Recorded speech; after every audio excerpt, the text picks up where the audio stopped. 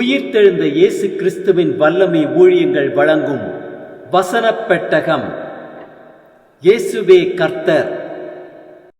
இயேசுவையே தேவன் ஆண்டவரும் கிறிஸ்துவுமாக்கினார். இயேசுவே ராஜாதி ராஜா, கர்த்தாதி கர்த்தா. கிறிஸ்துவே மரித்தோர் மேலும் ஜீவனுள்ளோர் மேலும் ஆண்டவர். கிறிஸ்துவே போதகரும் ஆண்டவருமாயிருக்கிறார். வசனப் பெட்டகத்தின் இன்றைய தின கருப்பொருள்: நிபந்தனைக்குட்பட்ட வாக்குத்தத்தங்கள்.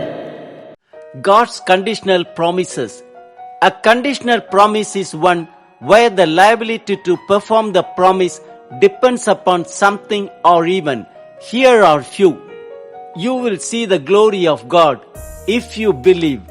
If you ask of God in faith, wisdom will be given. It will be given you if you ask. You will find if you seek.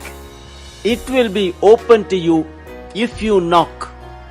No one can be against you when God is for you.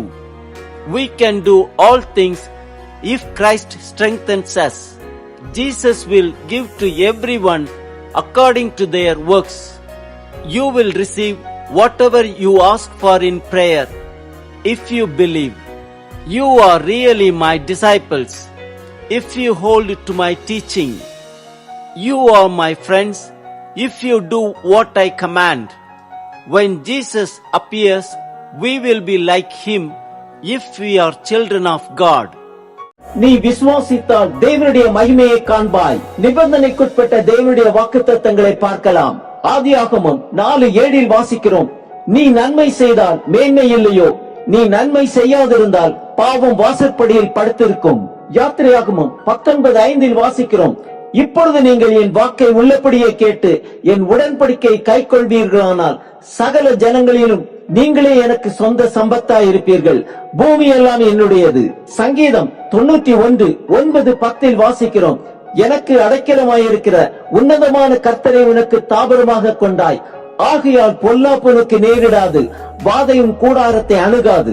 ஏசாயா 1:18 வாசிக்கிறோம்: உங்கள் பாவங்கள் சிவேர் என்று இருந்தாலும் உறைந்த மழையைப் போல் வெண்மையாகும், அவைகள் இரத்தாம்பர சிவப்பாய் இருந்தாலும் பஞ்சை போலாகும். நீங்கள் மனம் பொருந்தி செவி கொடுத்தால் தேசத்தின் நன்மையை புசிப்பீர்கள்.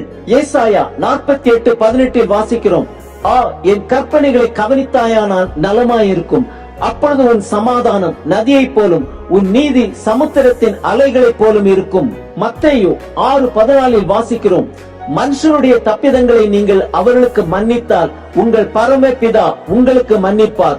மனுஷனுடைய தப்பிதங்களை நீங்கள் அவர்களுக்கு மன்னியாதிருந்தால் உங்கள் பிதா உங்கள் தப்பிதங்களையும் மன்னியாதிருப்பார். மத்தேயு 17:20 வாசிக்கிறோம்: அதற்கு இயேசு, உங்கள் அவிசுவாசத்தினாலே தான்.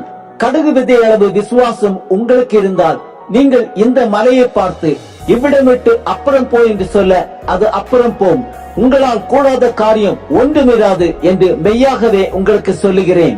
மத்தேயு 21:22 வாசிக்கிறோம்: மேலும் நீங்கள் விசுவாசம் உள்ளவர்களாய் ஜெபத்திலே எவைகளை கேட்பீர்களோ அவைகளை எல்லாம் பெறுவீர்கள் என்றார். யோவான் 8:31 வாசிக்கிறோம்: இயேசு தம்மை விசுவாசித்த யூதர்களை நோக்கி, நீங்கள் என் உபதேசத்தில் நிலைத்திருந்தால் மெய்யாகவே என் சீஷராயிருப்பீர்கள். யோவான் 8:51 வாசிக்கிறோம்: ஒருவன் என் வார்த்தையை கைக்கொண்டால் அவன் என்றென்றைக்கும் மரணத்தை காண்பதில்லை என்று மெய்யாகவே மெய்யாகவே உங்களுக்கு சொல்லுகிறேன் என்றார். யோவான் 13:35 வாசிக்கிறோம்: நீங்கள் ஒருவரில் ஒருவர் அன்புள்ளவர்களாயிருந்தால் அதனால் நீங்கள் என்னுடைய சீஷர்கள் என்று எல்லாரும் அறிந்து கொள்வார்கள் என்றார். யோவான் 14:15 வாசிக்கிறோம்: நீங்கள் என்னிடத்தில் அன்பாயிருந்தால் என் கற்பனைகளை கைக்கொள்ளுங்கள். யோவான் 15:6-7 வாசிக்கிறோம்: ஒருவன் என்னில் நிலைத்திராவிட்டால் வெளியே எரியுண்ட கொடியை போல அவன் எரியுண்டு உலர்ந்து போவான்.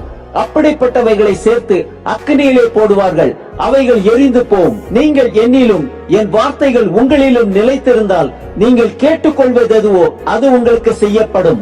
யோவான் 15:10 வாசிக்கிறோம்: நான் என் பிதாவின் கற்பனைகளை கைக்கொண்டு அவருடைய அன்பிலே நிலைத்திருக்கிறது போல நீங்களும் என் கற்பனைகளை கைக்கொண்டிருந்தால் என்னுடைய அன்பிலே நிலைத்திருப்பீர்கள். யோவான் 15:14 வாசிக்கிறோம்: நான் உங்களுக்கு கற்பிக்கிற யாவையும் நீங்கள் செய்வீர்களானால் என் சிநேகிதராயிருப்பீர்கள்.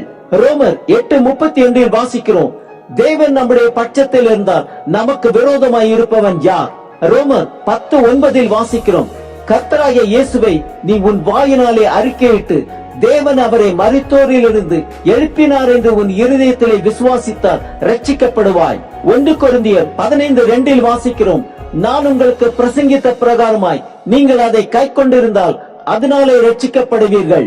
1 கொரிந்தியர் 16:22 வாசிக்கிறோம், ஒருவன் கர்த்தராகிய இயேசு கிறிஸ்துவின் இடத்தில் அன்பு கூறாமற் போனால் அவன் சபிக்கப்பட்டவனாயிருக்க கடவன், கர்த்தர் வருகிறார். வெளிப்படுத்தின விசேஷம் 22:18-19 வாசிக்கிறோம், இந்த புஸ்தகத்தில் உள்ள தீர்க்க தரிசன வசனங்களை கேட்கிற யாவருக்கும் நான் சாட்சியாக எச்சரிக்கிறதாவது, ஒருவன் இவைகளோட எதையாகிலும் கூட்டினால் இந்த புஸ்தகத்தில் எழுதியிருக்கிற வாதைகளை தேவன் அவன் மேல் கூட்டுவார். ஒருவன் இந்த தீர்க்க தரிசன புஸ்தகத்தின் வசனங்களில் இருந்து எதையாகிலும் எடுத்து போட்டால் ஜீவ புஸ்தகத்தில் இருந்தும் பரிசுத்த நகரத்தில் இருந்தும் இந்த புஸ்தகத்தில் எழுதப்பட்டவைகளில் இருந்தும் அவனுடைய பங்கை தேவன் எடுத்து போடுவார். ஆம், ஆசீர்வாதங்களை பெற்றுக்கொள்ள தேவன் கொடுத்திருக்கும் நிபந்தனைகளை கைக்கொள்ளுவோம், ஆசீர்வாதங்களை சுதந்திரித்துக் கொள்வோம்.